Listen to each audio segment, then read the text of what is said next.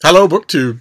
It's Friday Reads, and I've got a lot to do this weekend. I've got a lot of writing to do, paid writing to do, and unpaid writing to do. I've got a lot of writing work to do this weekend.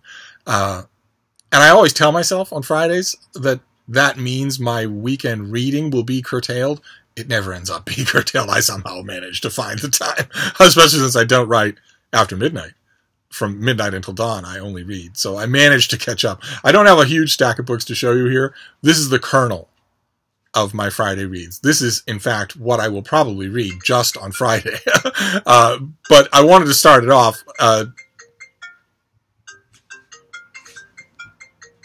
That's my phone.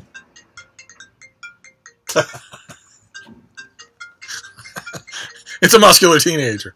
Probably saw me on video. Or it's a Friday. They could be gearing up, want to tell me all sorts of war stories about how they're going to spend their night drinking. One way or another. I have a kernel here of books. 4 books that I haven't shown you on this channel that I'm going to be reading. I think I'll read one of them this afternoon and then probably the rest of them tonight. So there'll be more books in the course of the weekend, and we can just catch up again on Monday reads. Well, the first one is this. It's Tailspin by Stephen Brill. The people and forces behind America's 50-year fall and those fighting to reverse it. And the cover has a bald eagle in a tailspin with a trail of blood. So I expect this book to be borderline incomprehensible. Well, let me read you a bit here. How did we get here? How did America get exceptional in so many of the wrong ways, from decaying infrastructure to the dousing of the middle-class American dream? Award-winning journalist and best-selling author Stephen Brill tells a stunningly vivid story of the unlikely people and forces that drove America down by using and abusing core American values like meritocracy, the First Amendment, technological and financial innovation, due process, and even democracy itself. In Tailspin, we learn how an earnest law professor and lawyers for Ralph Nader turned freedom of speech into a tool allowing money to dominate politics. How an Ivy League admissions director's 1960s drive to curb old boy favoritism unleashed long overdue reforms, but also created a new aristocracy.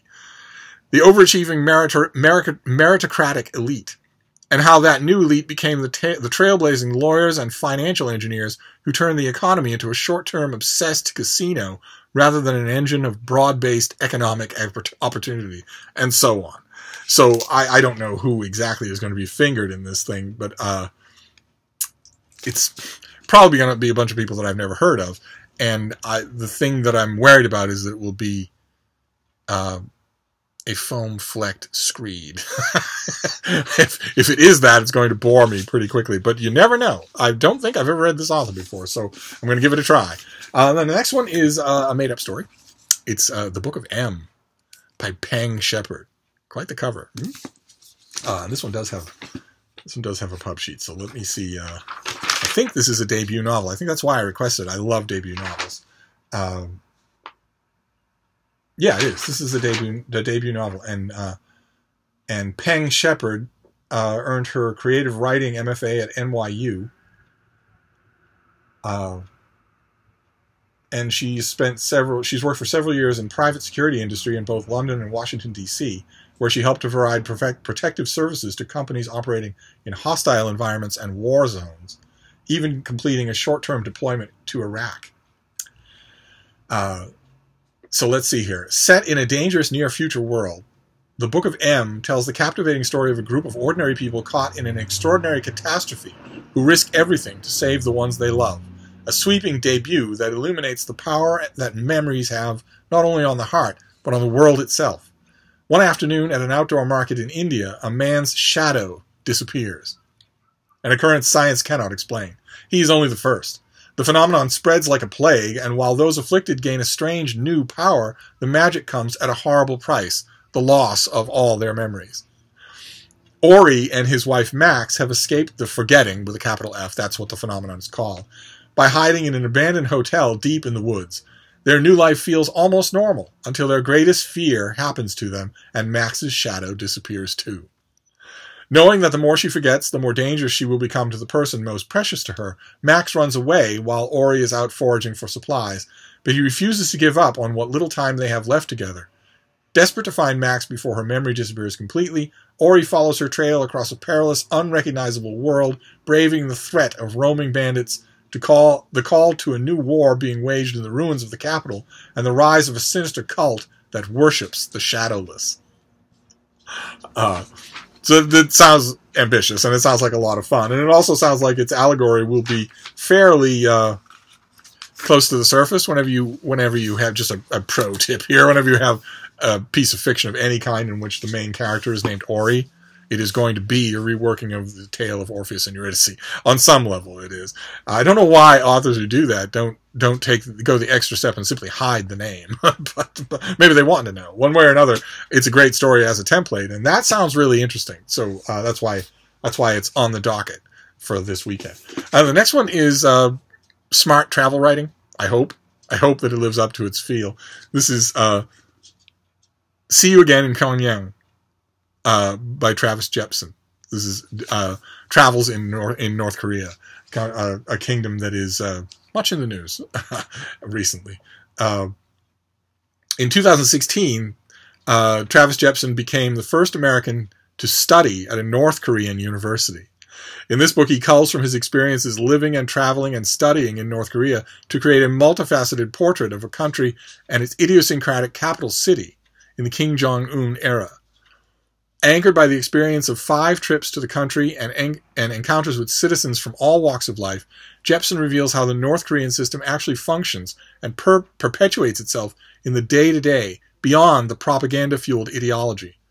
He challenges the notion that Pyongyang is merely a showcase capital where everything is staged for the benefit of foreigners, as well as the idea that its inhabitants are brainwashed robots, ultimately revealing a surprising and complex society rich with contradictions. And that's fascinating, because that cover copy is entirely right. The stereotypical view we have is that a foreigner, an outsider to North Korea, sees only what the North Korean government wants them to see, and that a book like this is therefore technically impossible. And I'm curious to see, dying of curiosity, so I'm going to launch right into this. And then the last one is a bit of history. It's a thin volume of history, a subject that could be much longer, so I'm hoping that the brevity means the author knows what he's doing. This is Sebastian Edwards' American Default. The subtitle is The Untold Story of FDR, the Supreme Court, and the Battle Over Gold. And this is it's a thin history about FDR's decision to take America off the gold standard and the near revolt, the near revolution that it caused in the American government when he did that. And I've never read a book solely on the subject before. Every FDR biography has at least one chapter on it, but I've never read a whole book. So we'll give this a try. And Sebastian Edwards is the Henry Ford II Professor of International Economics at the University of California at Los Angeles. And so he's going to have a lot of FDR biographers don't have the math right. They don't have the economics right.